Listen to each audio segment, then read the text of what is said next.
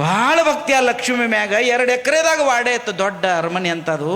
ಮಕ್ಕಳೆಲ್ಲ ದೊಡ್ಡ ದೊಡ್ಡ ಜಾಗ, ದೊಡ್ಡ ದೊಡ್ಡ ಫ್ಯಾಕ್ಟ್ರಿ ಎಲ್ಲ ಇತ್ತು. ಬ್ಯಾಸ್ಗಿ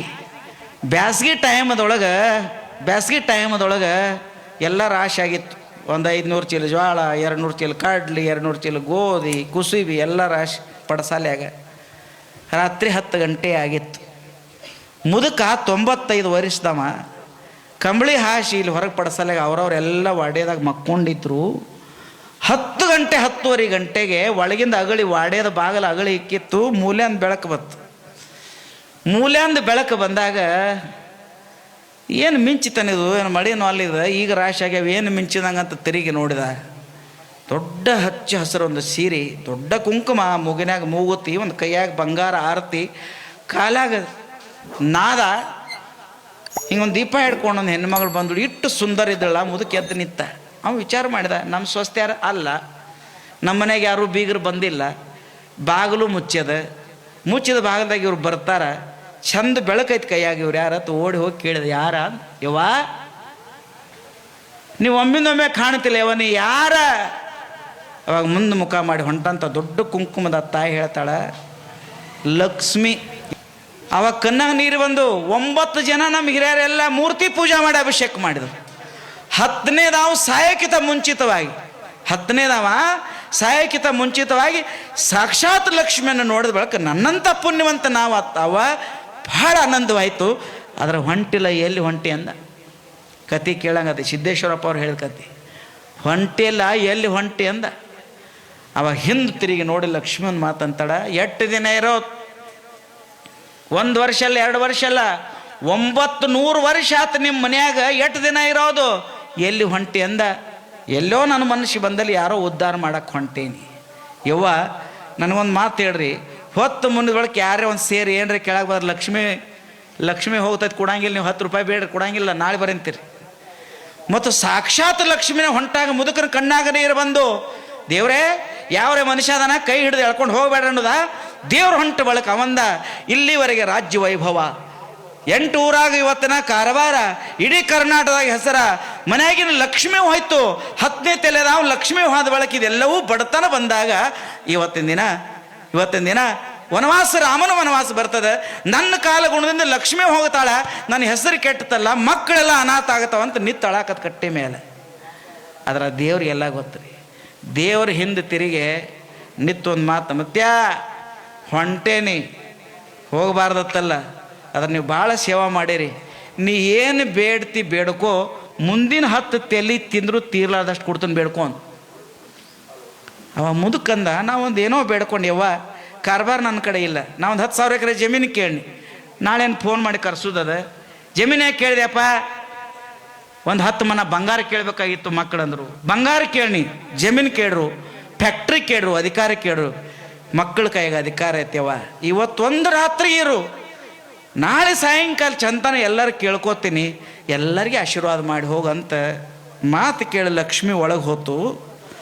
ಲಕ್ಷ್ಮಿ ಒಳಗೆ ಹೋದಾಗ ಮುದುಕೇನು ಹಾಸಿ ಮ್ಯಾಗ ಕೂತು ಬೆಳತನ ಅಳ್ತಿದ್ದವ. ನನ್ನ ಮನೇದು ಮುಗಿತಲ್ಲ, ಇನ್ನು ನನ್ನ ಮನೇದು ಐಶ್ವರ್ಯ ಹೋಯ್ತಲ್ಲ, ಇನ್ನು ದೇವ್ರು ಹೊಂಟಲ್ಲ ಅಂತ ಅಳ್ತಿದ್ದ. ಮುಂಜಾನೆ ಇವ್ರು ಎದ್ರು, ಯಪ್ಪ ಸ್ನಾನ ಮಾಡು, ಮಕ್ಕಳು ತೆಕ್ಕಿ ಹೊಡೆದು ಅಳ್ತಿದ್ದ, ಯಪ್ಪ ಚಹಾ ಕುಡಿ, ನಾಷ್ಟ. ಯಾರು ಏನು ಮಾಡ್ಯಾರ ಹೇಳಂದ್ರು ಸಹಿತ ಏನೂ ಹೇಳ್ತಿದ್ದಿಲ್ಲ, ಸುಮ್ಮನೆ ಕುಂತಿದ್ದ.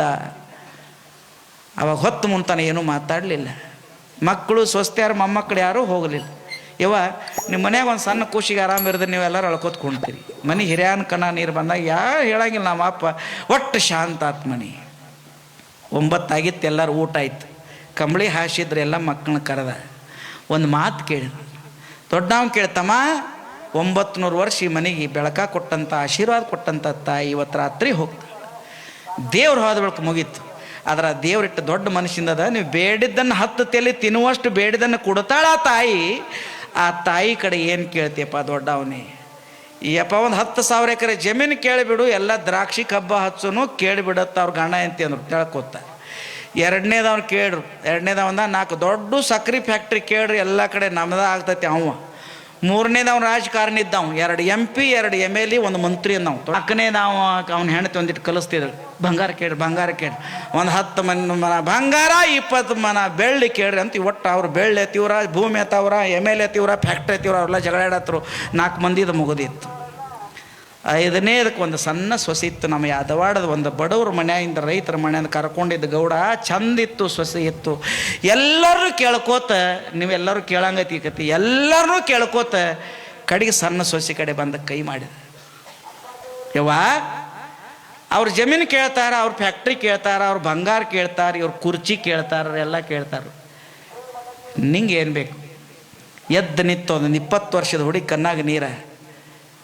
ಮಾವುಗಂದ್ರೆ, ಯಪ್ಪ ಮಾಮ, ದೊಡ್ಡವ್ರೆಲ್ಲ ಅಕ್ಕ ತಂಗಿರ ಅಣ್ಣತಮ್ಮರೆಲ್ಲ ದೊಡ್ಡವ್ರ ಅನ್ನಗಳು ಪಂಚರು ಎಲ್ಲ ಕೇಳಿದಾಗ ನಾ ಏನು ಹೇಳೋದು?